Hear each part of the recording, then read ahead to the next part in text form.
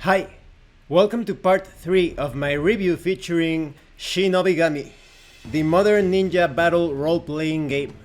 If you haven't seen the other parts of my review, please check out the playlist in the description below. In this part, we are going to talk about more mechanical aspects of the game, that is the core system, conflict resolution, etc. Let's start with skill checks. In Shinobigami, whenever a character performs a major action for which the outcome is uncertain, a skill check is used to resolve the action and determine if the outcome is a success or a failure. During the game, ninja will be attempting to perform a myriad of extraordinary feats.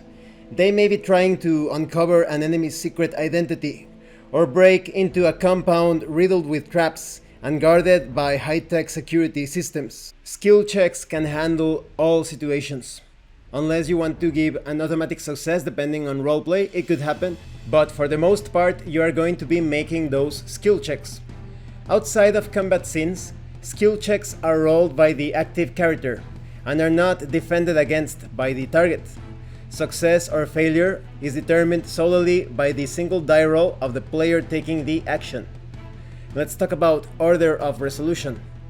When a skill check is performed, you need to follow 4 steps. First, you determine the appropriate skill.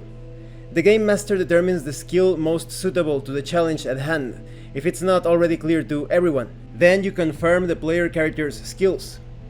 The players check to see if their player characters have the skill determined by the game master.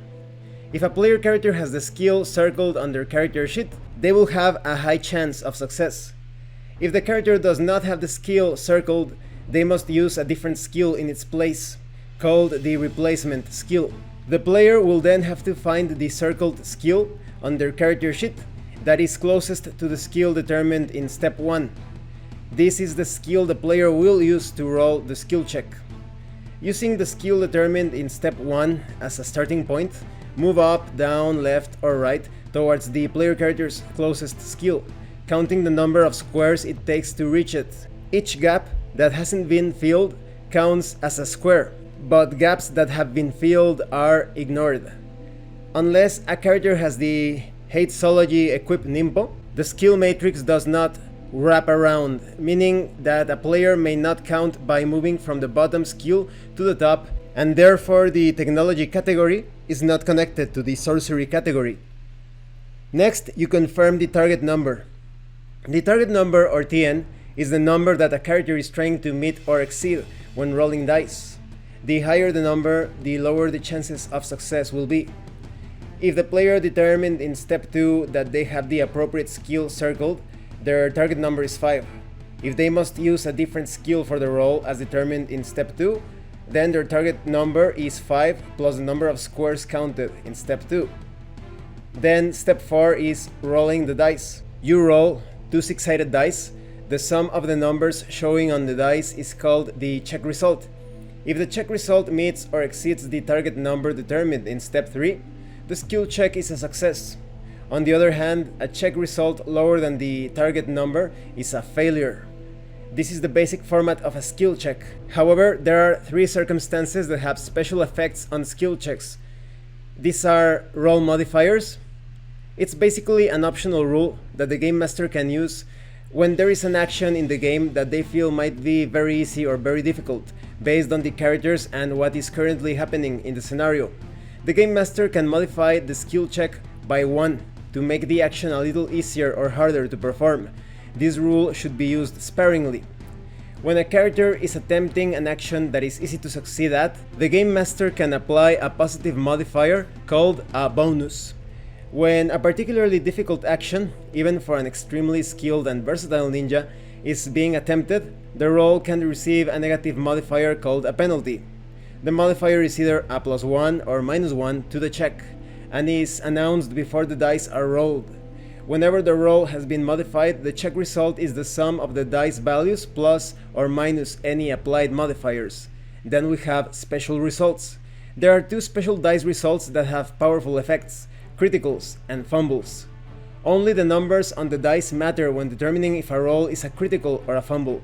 Even if modifiers would raise or lower the check result to a value that would become a critical or fumble, it does not count as a special result. When it comes to criticals, rolling a critical result represents a character achieving an incredible success. A critical is an instant success ignoring the skill check's target number. Characters may use ninja tools to attempt to disrupt or cause a critical result. Now when it comes to fumbles, rolling a fumble represents a character failing a skill check in an unthinkable manner. During drama scenes and during the plot phase of a battle scene, and we will talk more about this structure later on, the fumble value is 2. Once plots have been chosen during a battle scene, a character's plot value is also their fumble value. When a character rolls a fumble, they automatically fail the skill check, even if the check result would otherwise meet or exceed the target number. You even have a fumble table to see what happened. Maybe you obtain the result of crap, you lose one ninja gear of your choosing, or maybe you let your guard down or lose control of your abilities, you lose a life point in the category of your choice. Or maybe you got lucky and woo, that was close, nothing special happens this time. Next we have information on die priority. If it somehow happens that the fumble value is as high as the critical value becomes the fumble value plus 1. If due to the loss of life points or the paralyzed status ailment you are unable to use any skills, you may still attempt skill checks. However, you will succeed only on a critical result. Now when it comes to the Game Master's discretion, the Game Master is free to use their better judgment at any time during skill checks by using replacement skills. That is, if the Game Master feels that another skill could apply to a particular situation, he can allow it. And it's important to keep in mind that there are times when a rule in Shinobigami may ask you to come up with a random skill. The categories and rows of the skill matrix are numbered in preparation for just such an occasion. You choose a random skill, and the Game Master should first roll a single 6-sided die to determine a category, followed by rolling 2 6-sided dice to determine the skill within that category. If the category is already determined, the Game Master should simply roll 2 6-sided dice to determine the skill. Now let's talk about game sessions. A single game of Shinobigami is called a session. A session typically runs between 4 and 6 hours, depending on the number of players and how familiar they are with the game rules. A session of Shinobigami is similar to an episode of an anime or drama. Each game is distinct, with a story arc that opens and closes in the same setting. A session typically consists of the Game Master describing a situation that the player characters must react to. The players listen to the description and in turn describe the actions their characters take in response to the situation. A single session is broken up into 3 parts: the introduction phase, the main phase, and the climax phase. Let's talk about particular details concerning session preparation. There are 2 types of preparation that should be completed before a session: pre-game prep and game day prep. To prepare yourself before game day, the Game Master will have to put together the scenario. There is information on this in the next part of my review. The Game Master will also have to communicate the appropriate player character rank to the players. Normally, you start as Chunin. The players, meanwhile, need to prepare the player characters of the appropriate rank. When it comes to game day preparation, players need to make sure that they give the Game Master time to look over their character sheets before the game begins. During the session, each player must make sure that the Ogi and Ninja gear, as explained in other parts of this review, is out of view of the other players. This part of the character sheet can be folded under or cut off the sheet completely to accomplish this. The Game Master will prepare the scenario's player characters' secrets and have them ready to hand out to the players. Now let's talk about cycles. Cycles are a concept used in Shinobigami to make sure that each character has an equal chance to act. During each cycle, each character will perform a single major action, usually making a single die roll during their scene in order to do so. While each character is limited to one major action, there are no limits to simple actions, such as asking allies for advice or looking at your surroundings. We will talk more about this in a few moments. At the beginning of a cycle, play starts with the player to the left of the Game Master. This player is called the scene player, and they hold that title until they have finished their major action and their turn ends. Now we have master scenes. When the scene player changes, the game master may, at their discretion, choose to conduct a master scene. During a master scene, the game master takes a turn as the scene player. During these master scenes, the game master takes control of a non-player character according to the needs of the current scenario, and may also include player characters in the scene if they want to interact with them. The game master may also create special rules that come into play during a master scene. Master scenes commonly expand upon what is happening to the non-player characters behind the scenes. Sessions of Shinobigami do not require master scenes, but they are still very useful as tools to grant more exposition or non-player character camera time to the session. Now let's talk about the ready and exhausted states. As each player has their character conduct a major action during their scene, they should place a die or token over the illustration portion of their character sheet. A character with a die on their character's illustration or a token is considered to be exhausted. This is to show that the character has already performed their major action for this cycle. Conversely, a character without a die placed on their illustration portion of the character sheet is considered to be ready. A ready character has not yet performed their major action for this cycle. At the beginning of each cycle, all exhausted characters become ready. All of the players should remove the die from the illustration portion of their character sheet. Now let's talk about the introduction phase. Each session begins with such a phase, during which each character is introduced, explaining their connection to the situation at hand. The introduction phase consists of a single cycle, and every player character gets their own quick scene. In most cases, these scenes show us a quick day in the life moment for each ninja, right before they receive their mission and leap into action. After each character's scene, the game master should explain the background of the scenario to the scene player, handing them their mission and secrets. Each character's mission is a goal they have been tasked with, and which they should try to accomplish by the end of the session. If a character is able to complete their mission, they earn merit at the end of the session, but on the other hand, if they fail to fulfill their mission, they will forfeit that merit. A character's secret is a vital fact that the character is hiding from everyone else. Most secrets also have some sort of connection to the character's mission. A player may never willingly show or tell their secret to another player. To do so goes against the ninja code. And of course, the game master is going to keep track of the missions and secrets. Once all players have their turn as scene players, the introduction phase ends and the main phase begins. When it comes to the main phase, it forms the core of a session of Shinobigami. It begins at the end of the introduction phase and concludes when specific conditions set by the scenario are met. Typically, scenarios have conditions that end the main phase after 3 cycles, or after all secrets have been uncovered. During the main phase, it's the player's turn to take charge of moving the game forward. The rules allow the scene players to set scenes deciding who appears and what happens. A scene in the main phase is one of 2 types, drama or combat. Each player chooses which type of scene they want to play when it is their turn to act as scene players. Now, when it comes to drama scenes, they depict dramatic interaction, of course, between characters, such as an argument, negotiations, or investigations. Let's talk about scene chart and direction. To begin a drama scene, the scene player describes exactly when and where the scene is taking place. If the player has trouble quickly setting a scene, then they should feel free to determine the atmosphere of the scene by rolling 2 6-sided dice and consulting the scene chart. So you will get different results because of this roll. Maybe it's so dark, it's like the world has ended, and yet in this absolute darkness you begin to whisper. Or maybe you obtain the result of a heavy rain begins to pour down. People pull out their umbrellas and begin a mad dash for cover under the building overhangs. Or maybe the sun smiles down on you, filling you with light and warmth. Once the general setup of the scene has been determined, the scene player should figure out which characters will be appearing in the scene. Player characters may be included in the scene if their player gives permission, while non-player characters may appear with the game master's permission.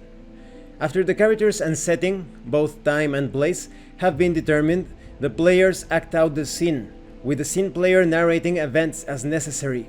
A scene generally lasts a minute or 2, and usually features some role-playing between characters, though if the scene player wishes, it can simply be a quick descriptive narration of the actions they take during the scene. Now, when it comes to drama scene checks, at some point during each drama scene, the scene player chooses between a recovery, information, or emotion check. Then they choose a skill and attempt a skill check using that skill. If the check is successful, they immediately benefit from the chosen drama scene check. Making this check is considered to be their major action. Once the scene player's character receives the benefit of the drama scene check, they are considered exhausted. A scene player may attempt the drama scene check at any time during the scene. It's highly recommended that each character uses a different skill in each drama scene when it is their turn as scene players.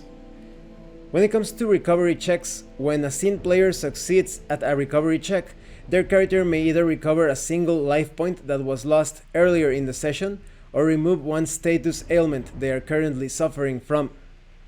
Now, when it comes to information checks, before a player attempts an information check, they must first choose a character who does not have to be in their scene. The player must then choose to try to learn either that character's secret or their location. If the check is successful, the player then learns the information that is secret or location. Upon learning this information, the scene player should mark off the appropriate box next to the target's name. Once all players have learned a particular secret, that secret becomes open knowledge. At that point, the players may speak freely about the open secret. Until then, players must not discuss their own or others' secrets openly, not even indirectly. Now, when it comes to the emotion check, before attempting an emotion check, the scene player must first choose one of the other characters taking part in the scene. Then, if the skill check is successful, both the scene player and the player, or the game master, that is controlling the target character, roll a single 6-sided die and consult the emotion chart to determine the emotional bond or emo bond that their character now feels towards the other. So maybe you obtain a result of empathy, or anger, perhaps loyalty, or murderous intent. If you attempt an emotion check towards a character with whom you already have an emo bond, you may replace the previous emotional bond with the new one, or keep the previous emotional bond instead. Characters sharing an emo bond have access to InfoShare, Incursion, and emo mods.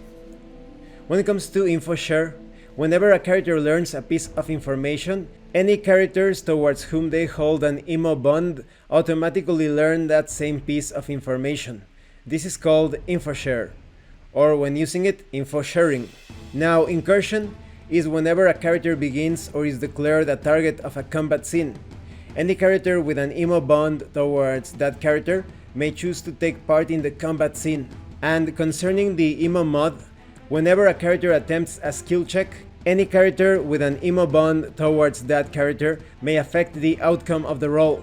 This is called an emotional modification or emo mod. When using an emo mod, a character with a positive emo mod may give a target a positive modifier to the roll, while a character with a negative emo mod may give a specific character with whom they share that negative emotional bond a negative penalty. The game master may require the player to describe how their character is helping out or hindering the target. Each player can use emo mods in a drama scene once per cycle, and in a combat scene once per round. It's important to note that only support Nimpo with a description that reads during a drama scene, when you are the scene player of a drama scene, can obviously be used during a drama scene. Not all support Nimpo require a skill check to use. However, for those support Nimpo that require a skill check to succeed, the fumble value for the skill check is raised by the Nimpo's cost. Some Nimpo may only be used by the scene player of a drama scene. There are other things that you can do. Any character appearing in a scene player or otherwise, may volunteer to trade ninja gear and or any information they have learned about the others, or even their own information with another character appearing in the same scene, following the restrictions mentioned earlier. Now let's talk about combat scenes. These are obviously scenes used to depict physical combat between characters. Starting a combat scene is considered a major action. So once a combat scene is finished, The character that started the scene becomes exhausted, just like if they made a drama scene check. In order to initiate a combat, the scene player must choose a single character whose location they know. The scene player's character then engages the target character in a combat scene. At this time, any characters with an emo bond towards either character in the combat may use incursion to join the battle. Once a scene player has chosen to begin a combat scene, the game master should spread out a copy of the velocity system sheet so that it is visible to all players. This sheet is used to keep track of each character's position during battle. In addition to a copy of the velocity system sheet, a counter, miniature, or unique die for each player should have been prepared before combat begins. When you declare your plot value, place your counter on the number that matches your current plot value. Now let's talk about special incursions.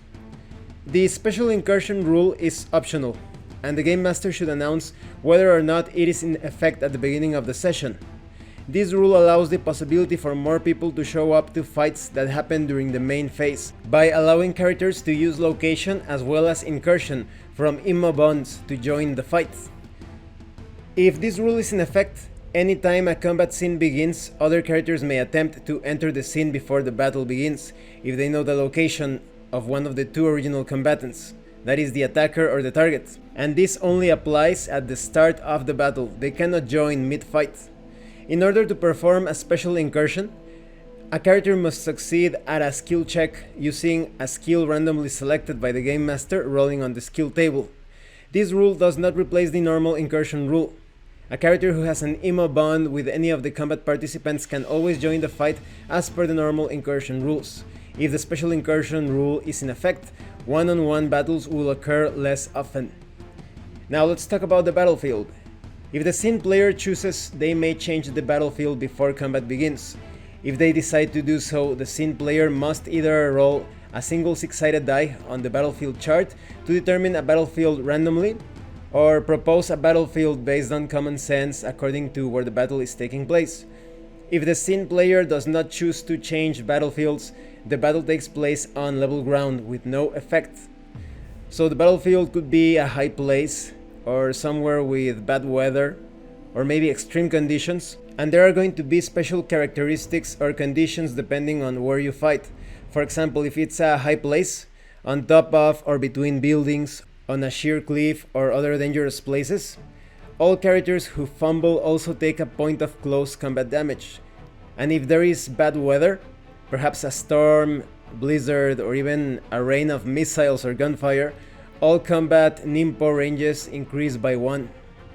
Now let's talk about the flow of battle. Each combat is divided into rounds, not cycles, which proceed in the following manner. You have plot, attack resolution, and end of round. If the combat scene is taking place during the main phase, anytime a character takes 1 or more life points of damage from another character's attack or action, the damaged character is dropped from the scene. The last character remaining is declared the winner and receives the spoils of battle. It could result in a draw, however, if everyone is knocked out, let's say, or if a number of rounds passes by and there is no clear winner. Depending on the situation, it could also be a draw. Now let's talk about plot. Each player taking part in the battle takes a 6-sided die and secretly chooses a number between 1 and 6 by placing the die face up on the table and hiding it under the palm of their hand. This process is called plot, and the hidden number chosen by each player is their plot value. Once all participants have completed their plot, everyone reveals their plot value simultaneously. Once plot values have been revealed, each participant should place a counter representing their character on the number on the velocity system sheet representing the plot value they have chosen.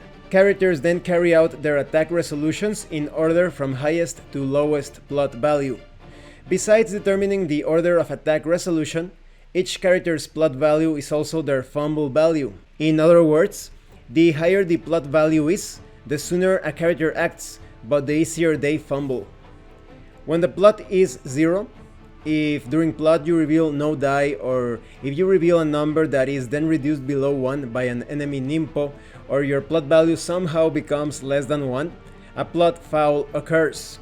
When a player has a plot foul, their plot value becomes 0. A player may commit a plot foul on purpose. A character with a plot value of 0 has a fumble value of 2. Any character with a plot value of 1 or higher may, regardless of range, choose to target a character with a plot value of 0. This also applies to support Nimpo that have range. Attacks that hit multiple targets may target characters with a plot value of 0 regardless of range, and critical hit and area attack Ogi may target characters with a plot value of 0, again regardless of range. Now let's talk about attack resolution.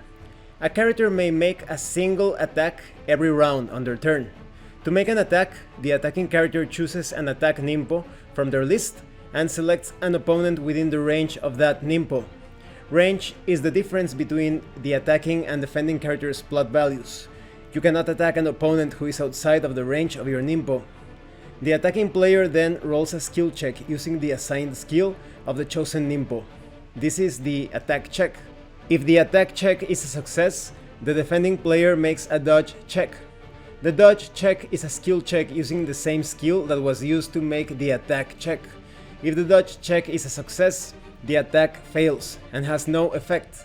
If the dodge check fails, the attack succeeds and the defending character takes damage as detailed in the Nimpo description. If the attack check is a failure, the attack misses completely and no dodge check is necessary. Now, when it comes to close combat attacks, they are hand-to-hand or direct attacks, typically using skills such as Unholy Strength or Blade. For each point of close combat damage received, the attacker randomly selects a category by rolling 1d6 and counting from left. That category's life point is damaged. The player must mark the box at the top of the category's column. If that category's life point has already been damaged, the victim may choose which category receives the damage instead. Now, when it comes to ranged combat, they are obviously attacks which are projectile based, such as shuriken, blow darts, guns, and other weapons that strike from a distance. For each point of ranged combat damage received, the defending character chooses a category. That category's life point is damaged, and the player must mark the box at the top of the category's column. This is why close combat attacks are generally more dangerous than ranged combat attacks. It is easier to target faraway characters with ranged combat attacks, but when they do damage, the defender can choose where they take the damage. So they can take damage to a category/column where it will have little effect, such as where they have no skills present. Now, when it comes to mob combat, they are basically attacks by mobs, swarms, gangs, familiars, or marionettes, any sort of indirect source of damage. Instead of causing life point damage, mobs cause the defending character to suffer status ailment. For each point of mob combat damage received, the defending player rolls a single 6-sided die and consults the status ailment chart to determine which ailment they are afflicted with. Perhaps you suffer a paralyzation effect, or maybe you suffer amnesia or a breakdown. Some of the ailments stack. If the player rolls an ailment that they have already obtained or been affected by, and it is stackable, it is applied again. If the player rolls an ailment that they already have and it is not stackable, then that result is nullified. They do not have to roll again to get a new ailment. They are safe because they are already affected. Next, we have details on attack check criticals. When an attack check result is a critical, a special effect occurs. The check result is an automatic success, and no dodge check occurs. If the critical result is from a close combat attack Nimpo, the Nimpo does an incredible 1d6 damage, or its normal damage if that would be higher. The attacking player may roll to determine the damage category as normal. Now remember, this is a different sort of combat damage system.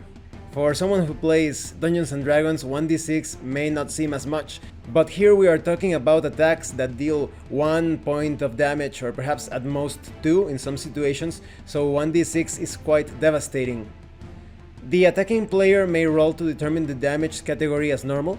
However, if a category is rolled that already has been damaged, the defending player does not have to pick another category to take damage. That point of damage simply has no effect. If a player rolls a critical result when using a ranged combat attack Nimpo, the Nimpo does 1d6 damage, or damage as normal, whichever is higher. The defending player may choose which categories are damaged. If a player rolls a critical result on a mob combat attack Nimpo, they may choose which status ailment to inflict upon the defending character. Critical effects only affect a Nimpo's basic damage. If a Nimpo has multiple damage types, the critical damage only applies to the Nimpo's basic damage type. Ninja tools can be used to attempt to disrupt or cause critical effects as well. Now, when it comes to escape checks, a defending character may choose to use the escape skill for the dodge check instead of the attack Nimpo's assigned skill.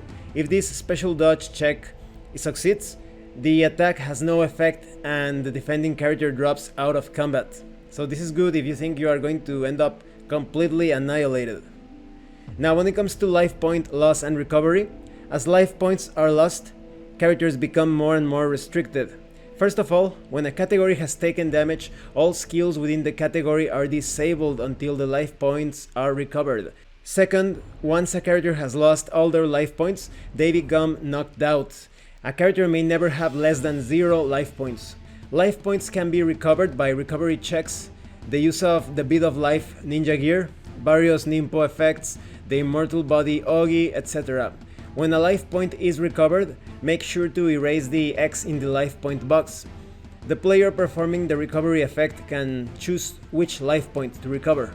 A character can never recover more life points than they have lost during the current session. Now, when it comes to being knocked out, a character with 0 life points is knocked out and can perform no actions. As soon as a knocked out character recovers back to 1 life point or more, they are no longer knocked out. During the main phase, any character that is knocked out during a scene may automatically recover 1 life point before the beginning of the next scene. Now let's talk about Backlash. During combat, when a character rolls a fumble during the attack resolution or end of the round phases, they automatically fail all subsequent skill checks that round. This is called Backlash. They push themselves too hard by going too fast or attempting Nimpo beyond their reach and need time to recover from this dazed state. A character suffering Backlash must move their counter to the fumble area corresponding to their plot value. A character suffering Backlash may still attempt actions that do not require skill checks, such as Ogi or using ninja gear. The perfect success Ogi will allow a backlashed character to succeed at a skill check, for example. The backlash condition expires at the beginning of the next round. When it comes to simultaneous attacks, if multiple characters are on the same plot value, their attacks occur simultaneously. For the sake of convenience, the actions of the player closest to the game master are handled first, but in game time these actions are happening at the same time. Any damage, backlash, or status ailment that occurs during simultaneous attacks do not take effect until all characters on the same plot value have finished their attacks. Now, once all characters participating in the combat have taken their turns, the round ends.